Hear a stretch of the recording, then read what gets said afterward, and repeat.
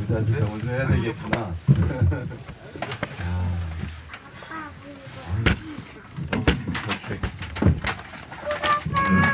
우리 아빠 오니까 이거 꽉 차네요. 제가 있어서. 오 진짜? 고맙습니다. 우리 마태복음 9장 1절에서 8절 말씀 함께 보도록 하겠습니다. 하나님의 말씀을 우리가 존경하는 마음으로, 다음번에 아빠 키워야 불편하신 분은 그냥 앉아서 읽으셔도 되고요. 가능하면 같이 일어나셔서 말씀 함께 받들어서 읽겠습니다. 그러면 마태복음 9장 1절에서 8절 말씀 아빠 제가 그려주라. 먼저 읽겠습니다. 예수께서 배에 오르사 건너가 본 동네에 이르시니 신상의 병자를 사람들이 데리고 오니 예수께서 그들의 힘을 보시고 공동대에 이르시되 작은 자야 젊어라 내 사람을 명하노라. 어떤 서기관들이 속으로 이르되 이 사람이 신성을 모독하도다. 예수께서 그 생각을 하시고 이르시되 너희 자여야 악한 생각을 합니다. 내 죄사함을 받았느니라 하는 말과 일어나 걸어라 하는 말 중에 어느 것이 쉽겠느냐? 그러나 인자가 세상에서 죄를 사하는 권능이 있는 줄을 너희가 알게 하려 하노라 하시고 뭐야 내 거 줘. 그들에게 말씀하시되 아빠 내거 줘. 가지고 죽어라 하시니 그가 일어나 집으로 돌아가거늘 우리가 보고 두려워하며 이런 권능을 사람에게 주신 하나님께 영광을 돌리니라. 아멘. 아멘. 네, 다 같이 앉으시고요.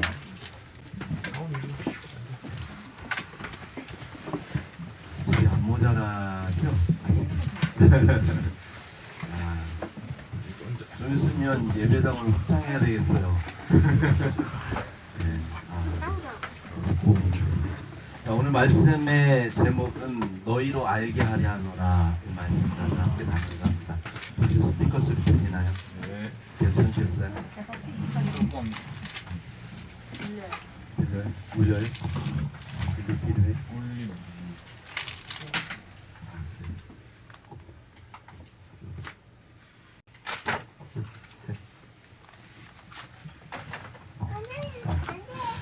네.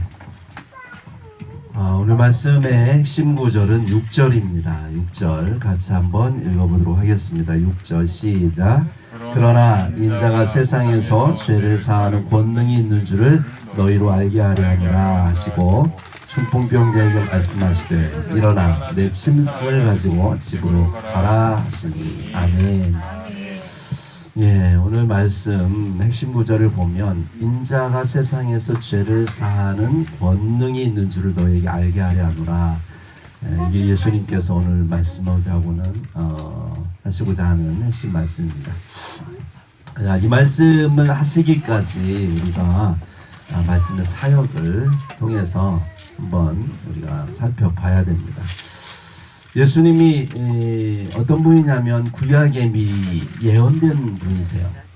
그분은 말씀의 하나님이시고 창조의 하나님이시라고 하는 것입니다. 예수님이 이 땅에 오셨을 때 아무도 그가 어떤 분인지 잘 몰랐어요. 그래서 예수님께서 이 마태복음 8장에 보면 산상수훈 이후에 많은 표적들을 보여주십니다. 그러면서 예수님이 어떤 분이신지를 쭉 말씀하세요. 산상수훈 이후에 첫 번째 기적이 뭐였냐면 한센병 환자, 문둥병 환자를 또는 나병 환자를 고치시는 일이 있었죠. 이 일을 통해서 하시고자 하셨던 말씀이 뭐냐면 너희들이 영적인 무감각에서 깨어나라는 거예요. 이러한 한센병 환자처럼 이러한 그 말씀이 들어와도 그 말씀을 깨닫지 못함에 대하여서 주님은 한탄하시는 거예요. 하나님께서 오셨습니다. 회개하라 천국이 가까이 왔느니라. 이것은 어떤 추상적 개념이 아니에요. 천국은 하나님이 다스리는 나라입니다. 하나님이 오셨다는 거예요. 예수께서 하나님이신데 그분이 오셨어요. 그분이 천국을 이루시는 분이에요. 그래서 그분이 오셨기 때문에 오셔서 영적인 무감각계에 있는 사람들, 죄에 대해서 무감각계에 있고 하나님 나라에 대해서 관심 무감각하고 무관심한 사람들에게 이러한 하나님이 표적을 통해서 깨우치고 있었습니다. 두 번째, 이제 이 상황 위에 나타난 게 백부장의 고백입니다. 믿음의 고백인데 이걸 통해서 백부장이 놀라운 고백을 하죠. 말씀으로만 하옵소서 그럼 내 종이 낫겠나이다. 와, 아무도 고백할 수 없는 그 고백을 주님 그 백부장이 했어요. 이러한 일을 통해서 이분이 말씀의 하나님이다라고 하는 것을 이방인의 입을 통해서 이스라엘 백성들에게 말씀하십니다. 우리가 믿는 예수님은 말씀의 하나님이라는 사실입니다. 나아가서 베드로의 집에 갑니다. 장모의 열병을 고치시면서 또 거기에서 무슨 말씀하시냐면 이건 선지자 이사야 53장 4절에 나오는 그 선지자를 통해서 하신 말씀의 예언이 이루어졌다. 이루려 하심이라 이렇게 말씀하세요.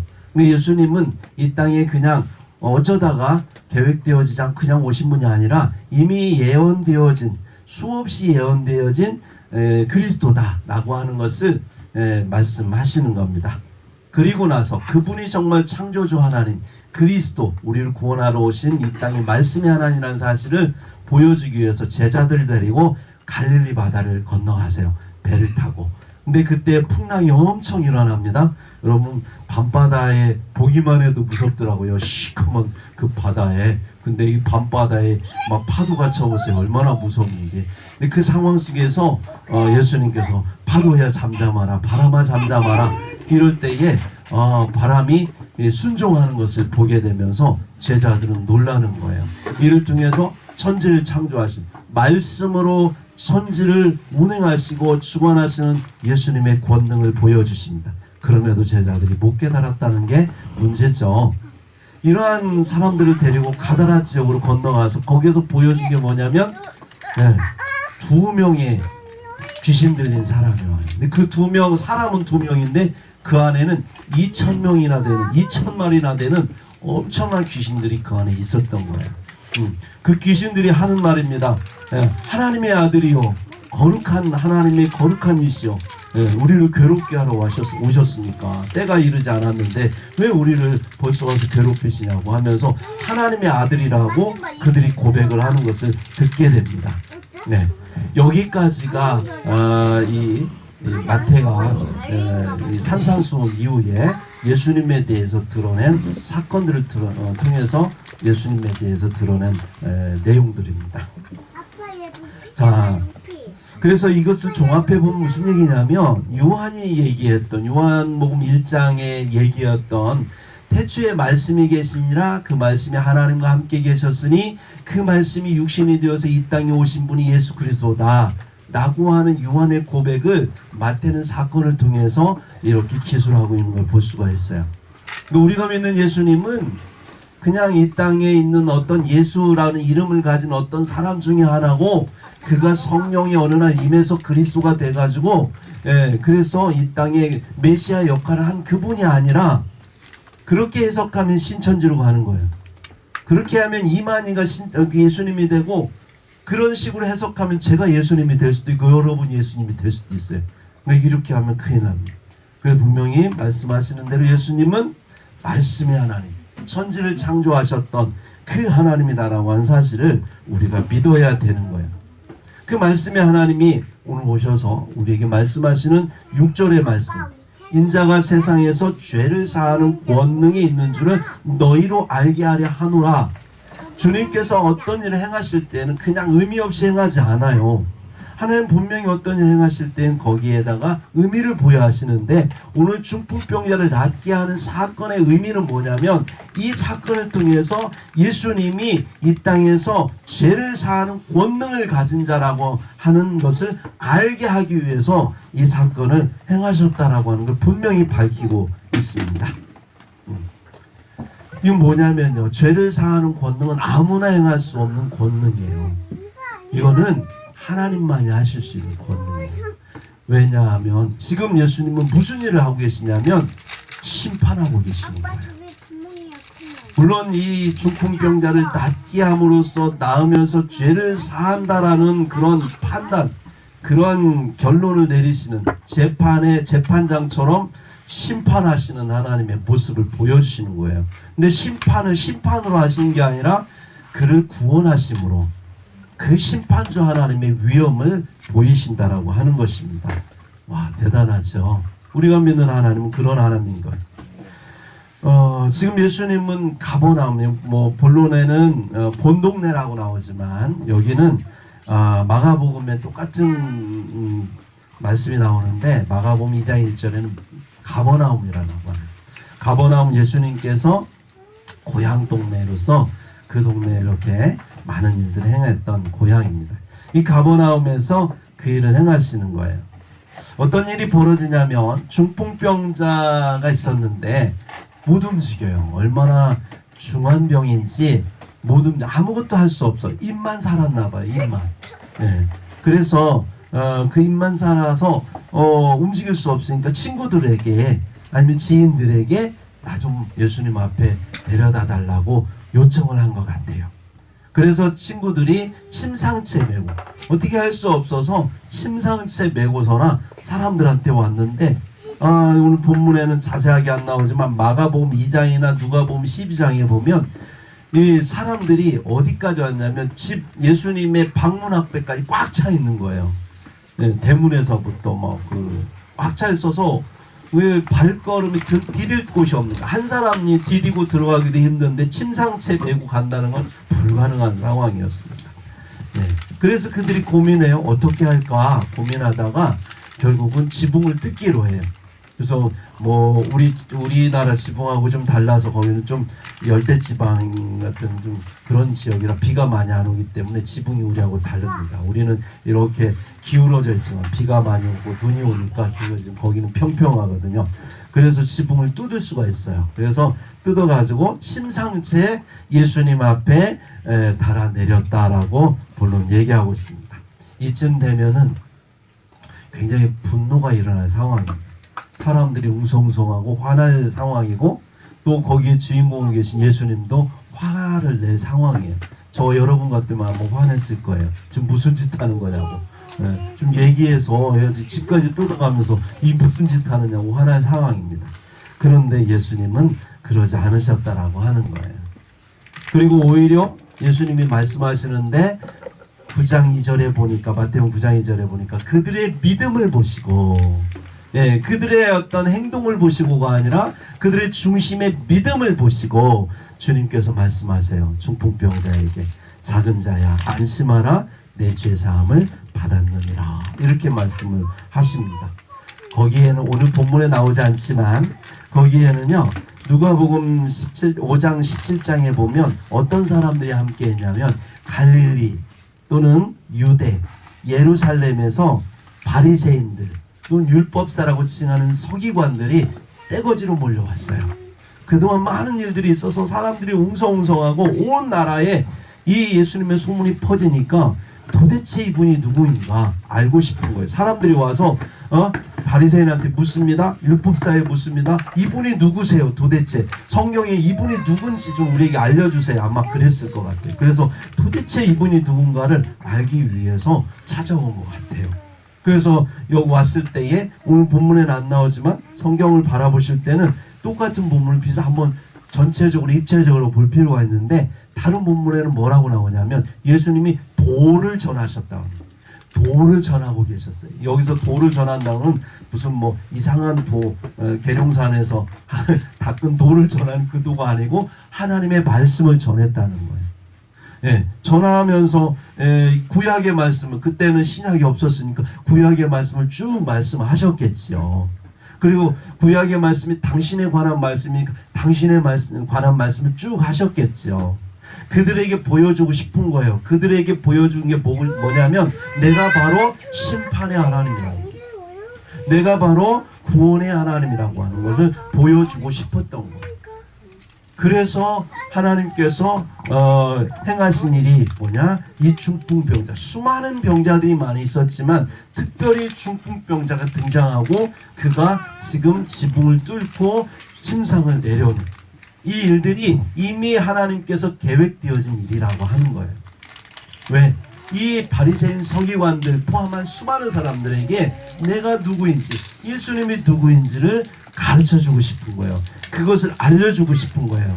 6절에 말씀했죠. 너희로 알게 하려 하노라. 이게 의미라니까요. 이 사건을 하나님께서 허락하신 이유입니다. 그래서 이 말씀을 듣고 나서 사람들이 놀라는 거예요. 지금 이 중풍병자가 일어난 것도 놀래지만 그보다 더 놀라는 거는 아니 그냥 너의 병이 나았노라 일어나라 막 손잡고 이렇게 세우든지 뭐 평상시 하던 대로 이렇게 하셨으면 좋았을 텐데 그게 아니라 이 바리새인 서기관이 지켜볼 때에 예수님은 그에게 죄를 사한다고 용서했다고 일어나라는 말씀했을 때에 사람들 놀라는 거죠. 감히 그 권능 앞에서 그 행하는 일들 앞에서 예수님을 대적할 수 없어요. 괜히 예수님 대적했다가는 수많은 군중들이 일어나서 뭐라고 할 수 있으니까 놀랐던 것 같아요. 그래서 속으로 얘기합니다. 겉으로 말 못하고 속으로 이 얘기해요. 네. 그러면서 어떤 서기관들이 3절에 보니까 어떤 서기관들은 속으로 이르되 이 사람이 신성을 모독하는도다. 죄를 사하는 건 하나님밖에 사할 수 없는데 저가 누구인데 누구이기에 죄를 사한다는 감히 그런 말을 하느냐는 거예요. 병을 고치는 거야 이해할 수 있지만 아니 그런 신성 모독 하나님만이 하실 수 있는 얘기를 감히 한다라고 그가 얘기합니다. 속으로. 근데 그 말을 예수님이 들으셨어요. 그리고 그분이 하시는 말씀이에요. 5절에 보니까 내 죄사함을 받았느니라 하는 말과 일어나 걸어가나 하는 말 중에 어느 것이 쉽겠느냐 이런 말씀입니다. 근데 그 전에 또 이런 말씀하시죠. 4절에 보니까 너희가 어찌하여 마음에 악한 생각을 하느냐. 이게 악하대요. 사람들이 생각할 때는 예수님의 지금 말씀이 사실은 신성모독하는 악한 말인데 예수님은 오히려 그 생각이 악하대요. 그러면서 죄사함을 받았노라 하는 말과 일어나 걸어가라 하는 말과 뭐가 쉽겠냐는 거예요. 여러분 병 고치라고 일어나 걸어가는 말 쉽겠습니까? 했는데 안 일어나면 어떡할 거예요? 그것도 굉장히 위험을 감수한 말이잖아요. 그것도 위험한 말이거든요. 안 되면은 굉장히 사람들한테 조롱받을 수 있는 말이잖아요. 네. 근데 죄사함을 죄를 사하노라. 우리는 보이지 않기 때문에 저가 죄가 사했는지 안 사했는지 모르잖아요. 사람들 생각에는 그 말이 쉬워 보이죠. 일어나라 하는 것보다 죄를 사하노라 하는 게 쉬워 보일 수 있지만 그러나 이 말은 굉장히 어려운 말입니다. 근데 감히 그 어려운 말을 예수님이 하셨다라고 하는 겁니다. 예수님이 지금 뭐라고 선포하시는 거냐면 창조주 하나님, 말씀으로 세상을 창조하신 그 하나님이 내가 육신의 옷을 입고 너희 가운데 와 있다라고 하는 거예요. 그걸 믿으라는 거예요. 예수는 인간으로 보지 말라는 거예요. 하나의 인류의 선생으로 보지 말라는 거예요.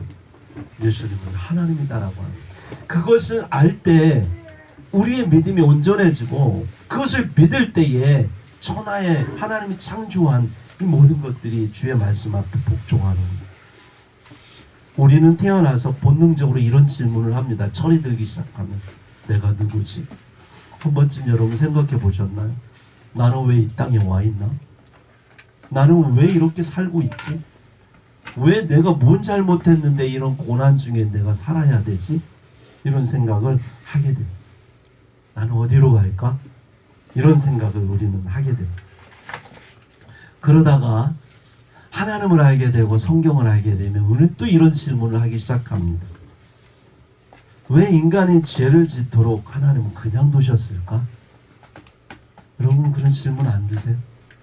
네. 뭐 선악과 뭐 대단한 거 먹은 것도 아니에요. 그냥 선악과 하나 따먹었을 뿐이에요. 그 나무를 뭐 뿌리채 뽑은 것도 아니고 뭐 표시도 안 나요. 뭐 선악과 한 2개 따가지고 하나는 남편 주고 하나는 자기 먹고 그게 무슨 큰일이라고. 네? 그렇게 중요한 나무는 그냥 다른 거 과일도 있는데 뭘 그렇게. 근데 하나님은 노하셔서 우리를 에덴 동산에서 한마디 그냥 이놈 그렇게 하지마 이러고 그냥 타이르면 끝날 수도 있는 얘기를 그 세상에 그 에덴 동산에 쫓겨나가지고 그 고난을 받도록 하는 그 하나님. 어떤 생각을 하다 보면 참 이렇게 사는 것 하나님은 나를 버리신 것 아닌가. 하나님은 우리가 그렇게 고난 중에 살아가는 우리를 보면서 즐기시는 건 아닌가 이런 생각을 하게 됩니다. 그래서 우리는 때로는 참으로 고난 중에 내 자신이 홀로 광야에 있다고 생각할 땐 소외감을 느껴요. 버려진 듯한 유기감을 느낍니다. 근데 이런 것들이 우리가 태어나서 우리 아이들이 느끼는 거예요. 심리학을 상담을 통해 심리학을 배우다 보니까 우리 아이들이 그걸 느끼더라고요. 여러분, 우리 여기에 있는 아이들, 특히 우리 은우 같은 경우 있잖아요. 은우 어머니 잘 들으셔야 돼요. 우리가 잘 들으셔야 돼요. 아기가 놓고 내가 화장실을 가도 아기는 유기감을 느낀대요. 그래서 은우가 말할 때는 문을 열어놓고, 미안하지만 이를 봐도 문을 열어놓고 눈 맞추며 봐야 되고요. 네. 은우가 막 그냥 놀고 있어도 옆에 가서 아무 말도 안 하고 은우가 앵앵거리는데도 여기 가서 뭐 설거지하고 있으면 은우는 유기감을 느껴, 버려짐을 느낀다는 거예요. 이 심리학이에요. 마찬가지예요. 하나님이 우리 옆에 지금 여기 계시는데도 우리 유기감을 느낄 수 있어요. 네. 배를 한 배에 타고 지금 갈릴리 바다를 가고 막 풍랑이 있는데도 예수님 주무시고 계시면 함께 있는데도 불구하고 유기감을 느낀다니까요. 난 버려진 거 아닌가? 제자들은 그랬다니까요. 여러분, 지금 우리가 행복한 이번 교회에 함께 이 배를 타고 있음에도 예수님이 지금 여기 계심에도 어떤 이는 유기감을 느끼고 계실 수도 있어요. 나 혹시 버려진 거 아닌가?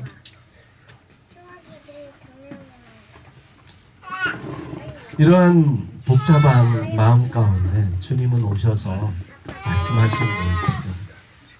내가 온 것은 그냥 한 인간으로 온 게 아니고 창조주 하나님이 오셨다. 심판의 하나님이 오셨는데 심판하러 오신 게 아니라 구원하러 오셨다라고 하는 거예요. 그 중풍병자를, 수많은 병자들이 있었어요.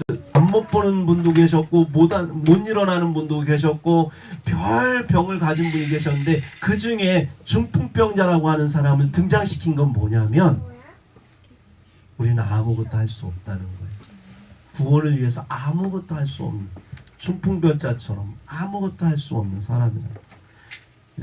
중풍병에 걸려서 아무것도 할 수 없는 것처럼 이 죄의 사슬에 걸려서 우리가 아무것도 구원을 위해서 할 수 없는 존재라는 사실, 이거를 이 사건을 통해서 주는 우리에게 보여주시는 거예요. 여러분, 우리는 그런 존재입니다. 우리에게 닥쳐있는 자그마한 문제는 내가 힘으로 풀 수 있을 때 있어요. 그런데 때로는 내가 감당할 수 없는 어려움들이 내 안에 닥쳐올 때 우리는 아무것도 할 수 없다는 걸 경험합니다. 그때 예수님 말씀하시는 거예요. 내가 하겠다는 거예요. 그 죄사슬에서, 죄의 사슬에 묶여서 아무것도 할 수 없고 자유할 수 없는, 늘 죄책감과 수치심 속에 살아가는 우리들에게 자유함을 주기를 원하시는 거예요. 여러분, 예배라는 게 그런 거더라고요. 하나님이 우리에게 예배를 베푸신 것은, 여러분, 하나님을 못 만났을 때 예배는요 굉장히 귀찮아요. 힘들어요. 왜 그런 줄 아세요? 일어나라, 앉아라, 기도하자, 뭐 찬양하자. 근데 예수님을 만나고 나면, 예배를 통하여 내 죄사함을 받는 사실을 경험하면, 이 예배가 없이는 내 삶 속에 내가 얼마나 불안하고 얼마나 힘들게 살고 있는 내 영혼의 부자유함을 느껴요. 여러분, 예배라고 하는 건 뭐냐면 하늘의 제단 위에 여러분의 영혼을 예수의 십자가와 함께 그 제단 위에 여러분의 마음, 여러분의 영혼을 올려드리는 겁니다. 구약의 제단 위에 제물을 쌓고 그 제물을 피를 빼고 가죽을 벗기고, 그래서 그 제단 위에 그 죽은 영혼을, 그 육체를 올려놓고 그걸 불태워서 하나님 앞에 올리듯이, 그게 상징하는 게 뭐냐면 저와 여러분의 영혼을, 내 마음을, 내 심령을 그 제단 위에 올려놓는 거예요. 하늘의 제단 위에 올려. 그 하늘의 제단이 십자가 밑이에요. 골고다 십자가가 바로 하늘의 제단입니다. 그걸 상상하며 생각하며 그 제단 위에 예수님과 함께 십자가에 나를 못 박는 거예요. 내 죄를 못 박는 거예요. 그리고 그 제단 앞에 예수님과 함께 죽고 하나님이 주신 자유한 몸, 하나님이 주신 평안의 마음, 그 마음으로 다시 태어나게 하는 곳이 하늘의 제단이에요. 십자가 밑에요. 거기에 주님, 여러분들이 있는 거예요. 찬양을 통해, 기도를 통해, 말씀을 통해, 그리고 예배가 진행되고 나면 그 하나님께서 그 모든 죄를 사하시는 거예요. 심판의 하나님이 오셔서 우리의 죄를 심판하세요. 그리고 우리를 구원하세요. 내 죄사함을 받았느니라. 소자야 안심하라. 두려워하지 마라. 우리는 이 자리에 나오기까지 얼마나 두려운지 몰라. 하나님이 나를 안 받아주시면 어떡하지? 하나님 나를 더럽다고 나를 버리시면 어떡하지? 그런 마음이 우리 안에 있어요. 어린아이들 마음속에 그런 게 있거든요. 아빠 엄마는 절대 그런 마음이 없어요. 때로는 잘못하면 혼을 내겠지만 그렇다고 해서 잘못됐다고 해서 쟤 버려버려야지 이런 부모는 없어요. 근데 아이들은 그게 생각해. 내가 버림받을 수 있다고. 부모가 서로 이혼한다고 우리 이혼해 그러면요 아이들은 나 때문에 이혼하는 거 아닌가 이런 생각한다니까요. 그게 아이들의 마음인 것처럼 우리가 하나님께서 우리를 부르실 땐 하나님 앞에 나아갈 때는 혹시 하나님 날 버리시는 건 아닌가 이런 두려움이 우리에게 있는 거예요. 주님은 우리를 사랑하시는 우리를 구원하기를 원하세요. 그 사랑을 신뢰하고 인정하는 게 믿음이에요. 믿음이라고 하는 게 예수님이 나를 위해 돌아가셨구나 관념적으로 생각하는 믿음이 아니라 그분이 나를 사랑하고 있구나라고는 정말 믿고 신뢰하고 인정하고 내가 어떤 상황 속에서도 그 상황을 주님이 나를 붙들고 계신다고 내가 신뢰할 때 그게 진짜 믿음인 것이죠. 주님은요 모든 문제를 해결하기를 원하세요. 그렇지만 가장 근본적인 문제가 뭐냐면 죄라는 거예요. 지금 중풍병자가 일어나서 걸어나는 게 이게 중풍병자의 문제고 그가 당면한 내 문제라고 생각해서 나는 그 문제만 해결하면 되지 않을까라고 왔을지 모르지만 주님은 근본적인 문제부터 해결해 주기를 원하셔서 일어나 걸어라 하기 전에 그에게 내 죄사함을 받았느니라 이렇게 말씀하셨다라고 하는 걸 우리는 기억해요. 하나님은요 우리의 근본적인 문제를 해결하기 원하십니다. 예수님이 어떤 분이시기에 그런 말씀하실 수 있을까요? 하나님은 이 땅을 창조하셨다. 창조하셨다는 게 뭐냐면 그분이 모든 것의 주인이시라는 뜻이에요. 이 보이는 것만 창조한 게 아니라 보이지 않는 것도 창조하셨어요. 선악을 알게 하는 나무의 실과를 먹지 말라라고 하는 것은 하나님이 말씀의 기준, 선악의 기준이라는 거예요. 우리가 생각한 윤리와 도덕과 세상의 헌법과 법률이 우리의 선과 악의 기준이 아니라 그걸 뛰어넘어서서 하나님이 기준이라는 거예요. 그러니까 선악의 기준을 딱 만들어 그 법을 만드신 분이 하나님이시기 때문에 그 법을 또한 집행하는 분도 하나님이신 거예요. 이렇게나 해줘야지. 우리가 아무리 이 땅에서 선하게 살아도 하나님 앞에 딱 가는 순간 우리는 두려울 겁니다. 왜요? 내 안에 하나님의 그 거룩하심 앞에 그분의 선악의 기준인 그 말씀 앞에 아무도 1.1도 아니 흠 하나 없이 깨끗하게 보존될 수 있는 사람 아무도 없어요.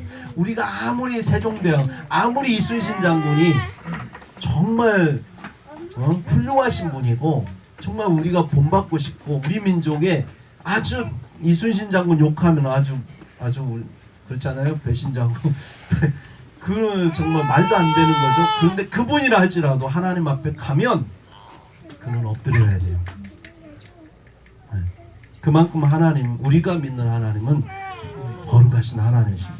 그 절대자이신 하나님 그 영원하신 하나님이 준엄한 심판하시는 분으로 우리에게 나타나실 것인데 두 번째 재림하실 땐 그렇게 나타나지만 첫 번째 오셨을 때는 심판하러 오신 게 아니라 구원하러 오셨기 때문에 내 죄를 사하노라 주님이 말씀하시는 거예요.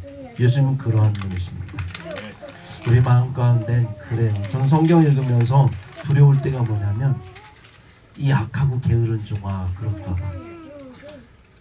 이 불법을 행하는 자들아 네게서 떠나가라. 네가 선지자 내 이름으로 선지자 노릇하고 너희가 내 이름으로 능력을 행하고 너희가 내 이름으로 모든 걸 했지만 예수님의 말씀을 이 불법을 행하는 자들아 네게 떠나가라. 이럴까 봐 두렵다니까요.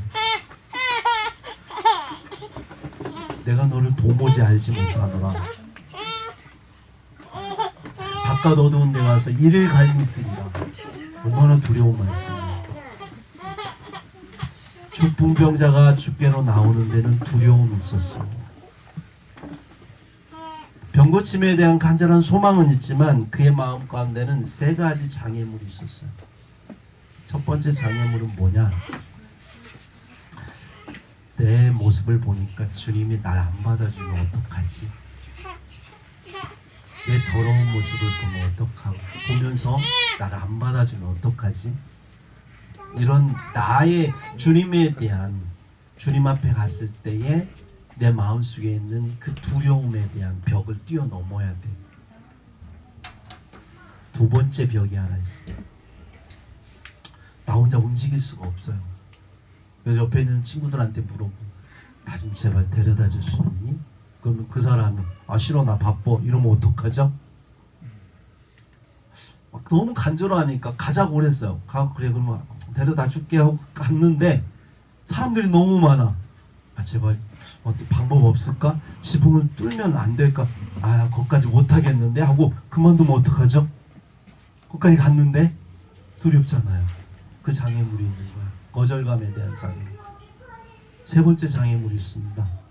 수많은 사람들이 실제로 있었어요. 문제를 해결해야 되는 거예요.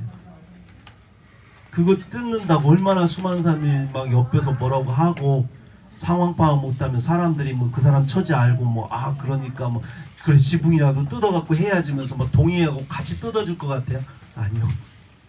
오히려 지금 이러다 집 무너진다고 그래서 막을지도 몰라요. 그럼 그 장애물을 어떻게 극복할까요? 이 세 가지 장애물이 그 옆에 있는 거예요. 쉽지 않습니다. 예수님 만나는 게 쉽지 않았어요. 그런데 이 사람이 주님 앞에 나아가는 것은 그 장애물을 풀었다라고 하는 거예요. 주님 우리에게 말씀합니다. 우리가 하나님 앞에 나아가는데 그러한 장애물들이 모두에게 있습니다. 저에게도 있고 여러분에게도 있고. 하나님이 나 같은 것의 기도를 들어주실까? 내가 기도한다고 주님 나한테 응답하실까? 나의 연약한 믿음을 인정하실까? 목사님 나 좀 도와주면 안 될까요? 사모님 저 좀 도와주면 안 될까요? 아 저분들이 내가 부탁하면 거절하면 어떡하지? 나의 연약한 믿음으로는 안 될 것 같은데 이 문제 해결하기에는 나 혼자는 안 될 것 같은데 향긋한 저 좀 도와주세요. 아 저 바쁜데요. 그럼 어떡하지? 또 이런 게 있어요. 아 기도했는데 안 들어주면 어떡하지? 그랬을 때 사람들이 보고 봐라 하나님 역사하지 않느냐. 너한테 역사하지 않는 거 너 버림받은 거야. 욥처럼 막 친구들이 와가지고 막 위로해 줄 줄 알았더니 막 야 혹시 너 죄 있는 거 아니야? 너 회개해야 되는 거 아니야? 막 이러면서 막 얘기하면 얼마나 욥이 상처받겠어요. 나 상처받으면 어떡하지? 그런 두려움들이 우리 안에 있는 거죠. 이것들을 딛고 일어날 때, 이런 장애물들을 딛고 일어날 때 우리가 하나님 앞에 나아갈 수 있는 거예요. 주님은요 우리에게 우리의 문제에 관심이 많으세요. 우리를 에덴 동산을 쫓아내시고 에덴 동산 밖에서 이 기쁨의 동산 밖에서 살아가면서 추위와 더위와 배고픔과 그 고난 중에 살아가는 우리들을 보면서 기뻐하시고 조롱하면서 그래 힘들게 한번 살아봐라 이렇게 구경하시는 분이 아니라 직접 찾아오셔서 직접 그 추위와 더위와 배고픔과 그 가난을 경험하시면서 그러면서 그 인간의 죽음까지도 경험하시면서 내가 너와 함께하노라. 내가 너의 문제에 관심이 있다고 그렇게 말씀하시는 거예요.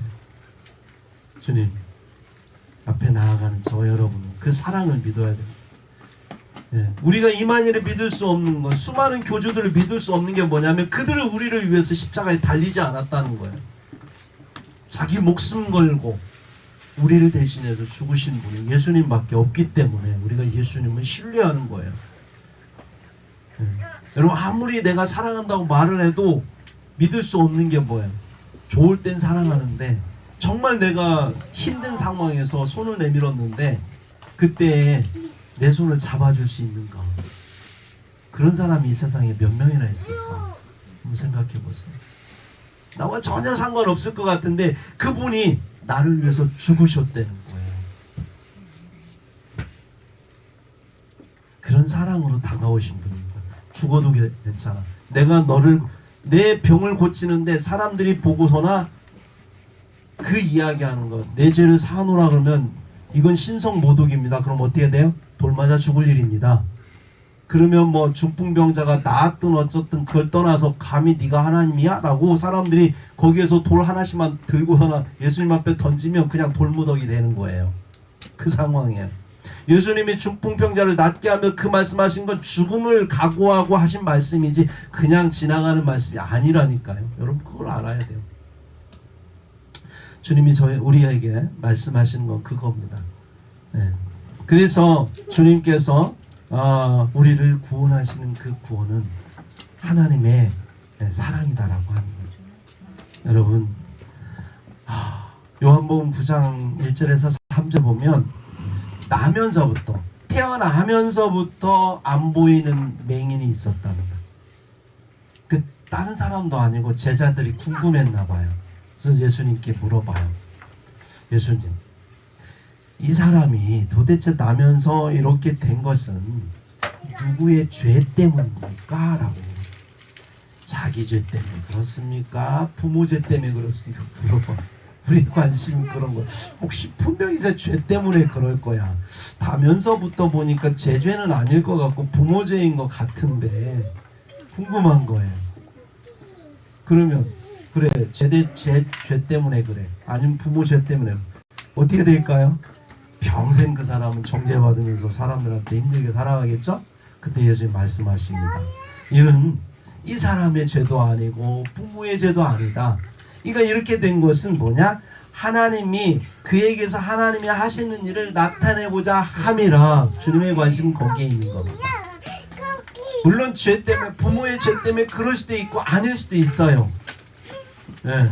욥이 그렇게 고난당한 건 하나님께서 분명히 말씀하세요. 욥의 죄 때문에 그만큼 그렇게 한 게 아니라 하늘나라에서 회의가 벌어졌고 사탄이 충동질해서 입증하기 위해서 벌어진 거. 근데 지상에서는 예수님이 아니 그 욥이 그렇게 고난을 당하는 원인을 알 수가 없지 않습니까? 어쨌거나 하나님의 영광을 위해서 하나님의 영광을 드러내기 위해서 하신다는 거 하는 거예요. 여러분 저와 여러분에게 문제 없는 집안 없을 거예요. 다 문제가 있습니다. 크고 작은 문제들이 다 있을 거예요. 근데 우리의 시각은 안 믿는 사람들의 시각은 어쩌다 재수없이 저주받은 인생이라고 생각할 수 있지만 믿는 사람의 시각은 뭐냐면 이를 통하여 하나님이 어떤 영광을 드러내기를 원하시느냐라고 하는 초점을 맞춰야 되는 거예요. 하나님 내 중풍병을 낫게 해주세요. 여기에 관심을 두지 마시고요. 이 중풍병을 나아서 하나님이 어떤 영광을 받으시기를 원하십니까? 이게 우리의 기도가 돼야 되는 거예요.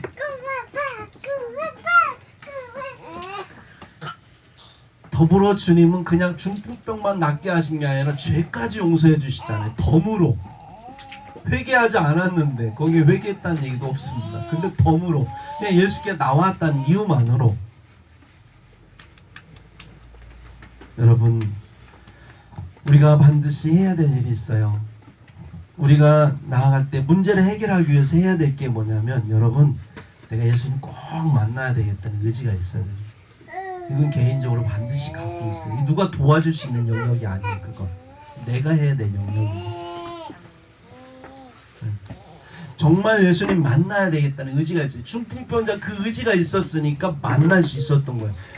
그 아니었으면 옆에 도와준다고 해도 괜찮아 나 하기 싫어. 혹시 갔다가 안 되면 굉장히 부끄럽고 사람들한테 수치심 당하고 차라리 이렇게 사는 게 나아. 그럴 수 있죠. 의지가 없으면 그래.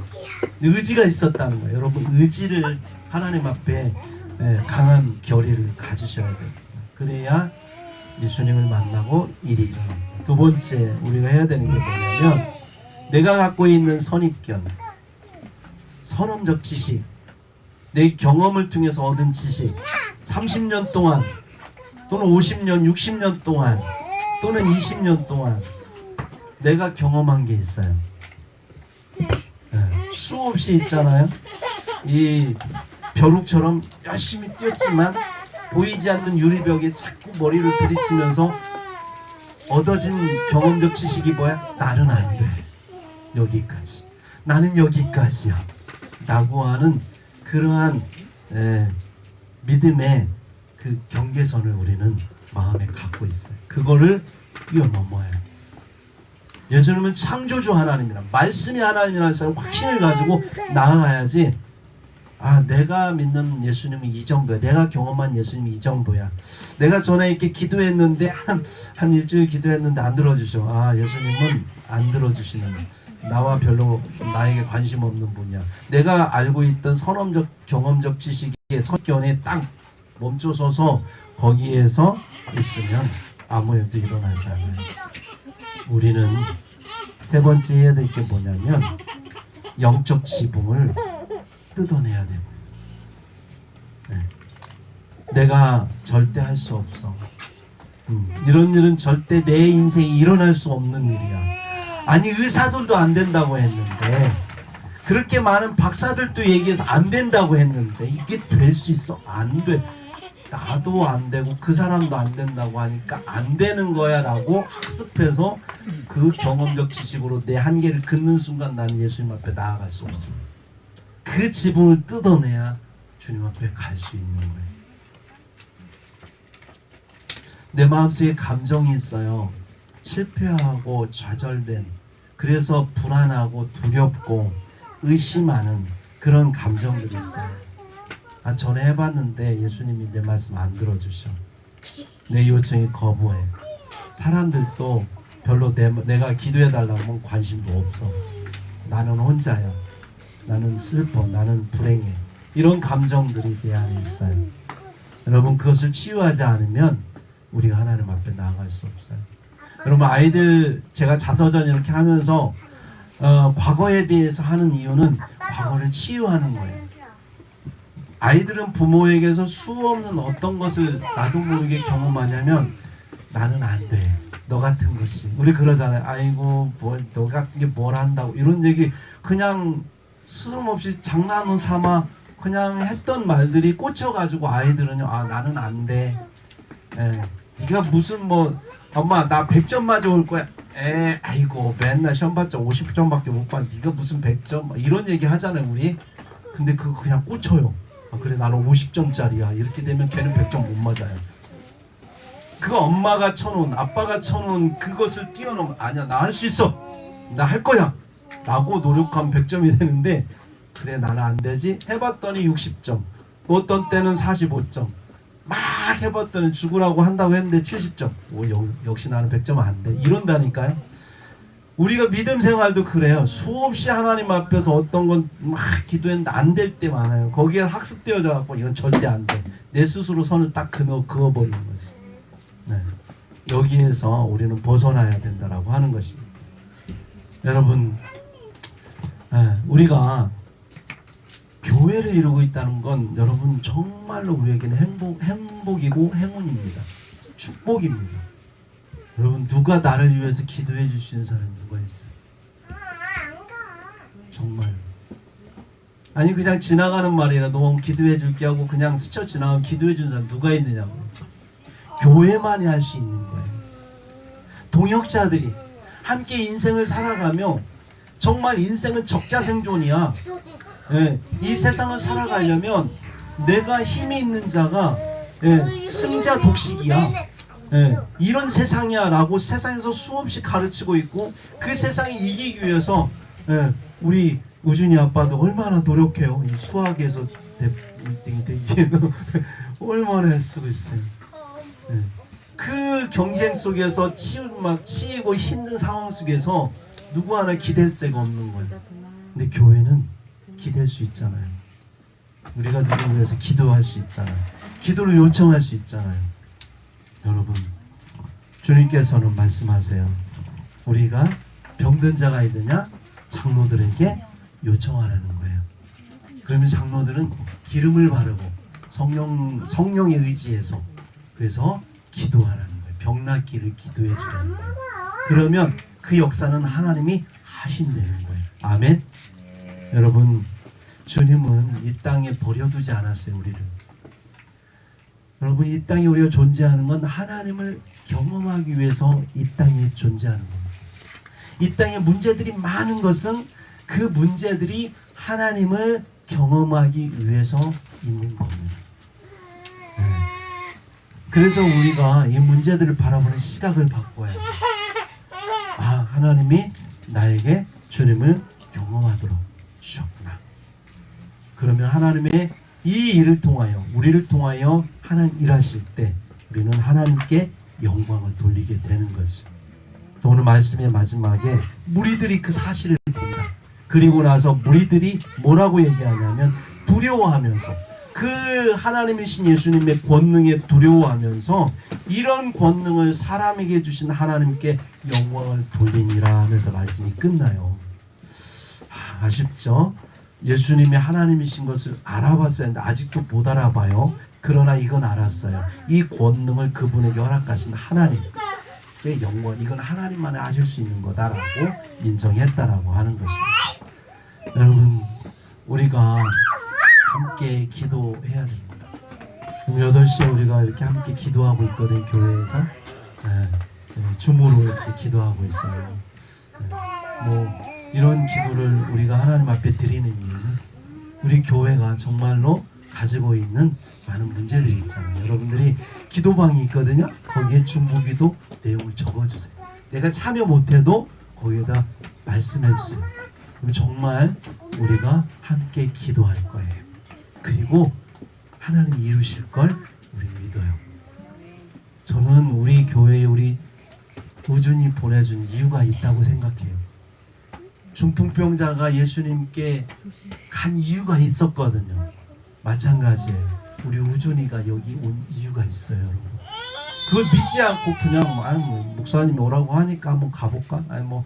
그냥 아는 사람이었으니까 아예 안 가기는 그렇고 이게 아니라 내가 그런 마음을 갖고 올 수도 있고 안 올 수도 있지만 여러분 그렇게 생각하지 마시고 하나님이 내 발걸음을 여기 인도하셨다. 이 문제를 하나님께서 행복한 리본교회를 통해서 하나님이 내가 여기를 인정한 하나님의 교회다라고 하는 것을 하나님께서 우리에게 보이시기 위하여 우리의 행동을 보시는 거예요. 우리의 반응을 보시는 거예요. 너희가 얼마나 이 문제에 대해 교회됨으로 한 마음으로 하나님 앞에 기도할 수 있고 그 영광이 여기에 드러나기를 간절히 원하느냐. 우리 민우까지도 기도해야 돼. 아니 우리 하온이 기도할 줄 몰라도 엄마가 기도하면 옆에서 아멘이라도 할 수 있어요. 그렇게 하나가 된다면 하나님 분명히 역사하실 것입니다. 하나님 역사하십니다. 아멘. 믿음이 없는 시대를 우리 살아가고 있어요. 경건의 모양은 있으나 경건의 능력을 부인하는 시대를 우리 살아가고 있어요.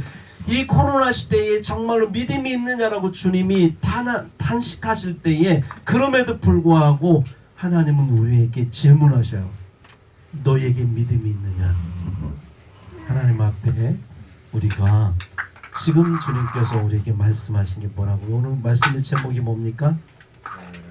너희로 알게 하려 하노라. 예, 행복한 이번 교회로 하나님이 살아계십니다. 그에게 나아오는 자는 그가 반드시 살아계심과 자기를 찾는 자들에게 벌 주시는 이가 아니라 상 주시는 이심을 알게 하려 하노라. 아멘. 같이 기도합시다. 우리에게